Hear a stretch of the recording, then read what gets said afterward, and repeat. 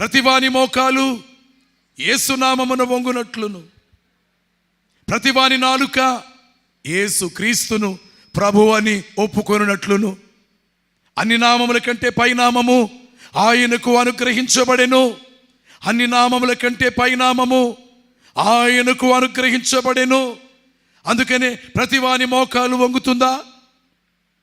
యోసేపును వద్దనుకున్నారు, కొట్టారు, హేళన చేశారు, కలలు కనేవాడు అన్నారు.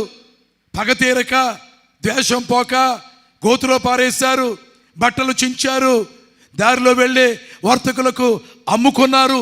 తమ్ముడని కూడా జాలి పడలేదు. ఈ దుశ్చర్యలు చేసిన వాళ్ళందరూ ఒక రోజున వచ్చి యోసేపు గారి కాళ్ళ మీద పడలేదా?